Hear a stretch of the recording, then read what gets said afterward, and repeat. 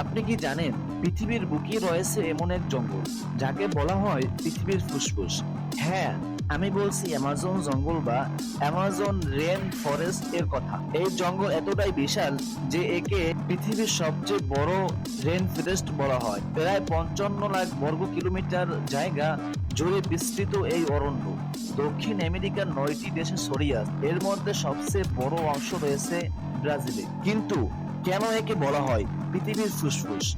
কারণ বিশ্বের প্রায় 20% অক্সিজেন উৎপাদিত হয় এই জঙ্গল থেকে। এখানকার গাছপালা প্রতিদিন crore crore ton carbon die oxide চুষে নেয় আর মানুষের বাঁচার জন্য অক্সিজেন ছেড়ে দেয়। অ্যামাজনের বন্য প্রাণীও সমান ভয়ঙ্কর আর রহস্য।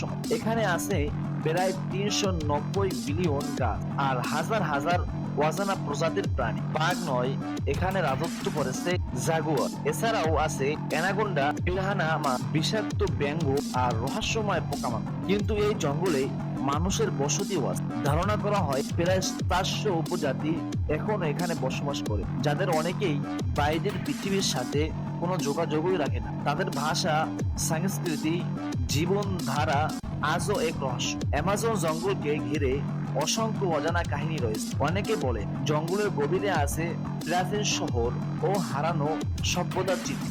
আবার বিজ্ঞানীরা প্রতিনিয়তই নতুন নতুন প্রজাতি খুঁজে পাচ্ছে, যেগুলো পৃথিবীর আর কোথাও নেই। কিন্তু দুঃখজনক বিষয় হলো মানব লোভের কারণে প্রতিদিন হাজার হাজার গাছ কেটে ফেলা হচ্ছে। প্রতি মিনিট প্রায় 1 ফুটবল মাঠ সমান বন উজাড় হয়। যদি এই ধ্বংসত্ব থামানো না যায় তাহলে একদিন হয়তো পৃথিবীর ফুসফুসই নিঃশেষ হয়ে যাবে। অ্যামাজন জঙ্গল শুধু একটি বন নয়, এটি পৃথিবীর প্রাণ। এটি আমাদের শেখায় প্রকৃতি যত রহস্যময় হোক না কেন, তার ভারসাম্য রক্ষা করা আমাদের দায়িত্ব।